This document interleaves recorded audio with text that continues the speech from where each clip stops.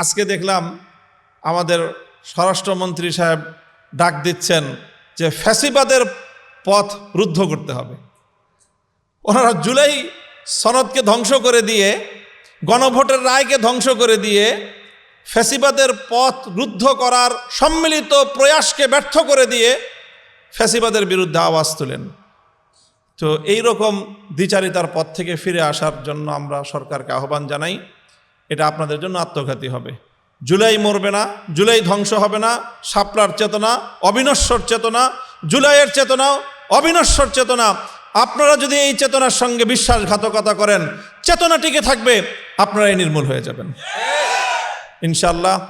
আগামী দিনে আমরা এই ধারায় আমাদের আরও তৎপরতা এবং আমাদের এই অব্যাহত অগ্রযাত্রা আমরা ধরে রাখার চেষ্টা করব।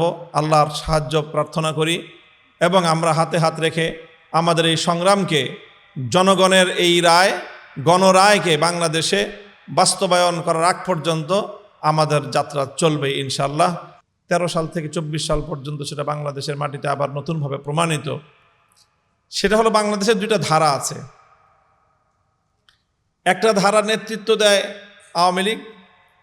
বাংলাদেশে আওয়ামী লীগের নেতৃত্বেও অনেক অভ্যুত্থান হয়েছে, অনেক বড় বড় বাংলাদেশে আন্দোলন হয়েছে। আর আওয়ামী লীগের বাইরে আরেকটা ধারা আছে, এর বিপরীত যেই ধারাটা।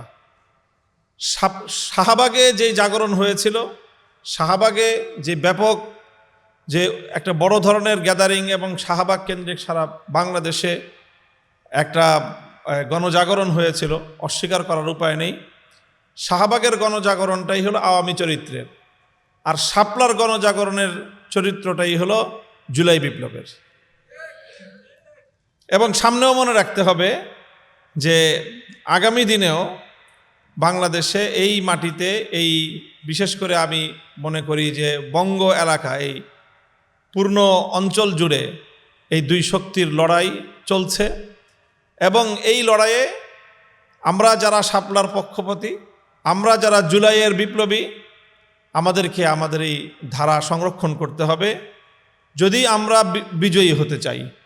এবং এখানে আমাদের মধ্যে বিভক্তি আনার যে কোনো অপচেষ্টার বিরুদ্ধে আমাদেরকে সম্মিলিতভাবে প্রতিরোধ করতে হবে।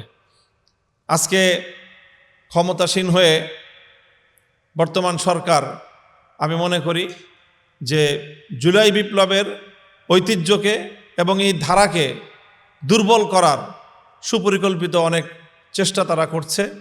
এই চেষ্টাটা এটা তাদের জন্যই সবচেয়ে বেশি আত্মঘাতী হবে।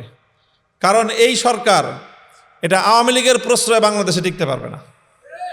তাদেরকে যদি টিকতে হয় তাহলে শাপলা এবং জুলাই যোদ্ধাদের সহযোগিতা নিয়েই তাদেরকে টিকতে হবে। কাজী তুমি টিকবা না তুমি ধ্বংস হয়ে যাবা, সে সিদ্ধান্ত তোমার হাতে।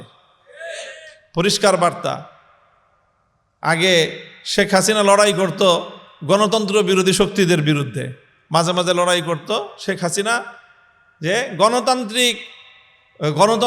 গণতন্ত্রের ধ্বংসকারী বা গণতন্ত্রকে যারা ধ্বংস করতে চায় সেই অপশক্তির বিরুদ্ধে শেখ হাসিনা মাঝে মাঝে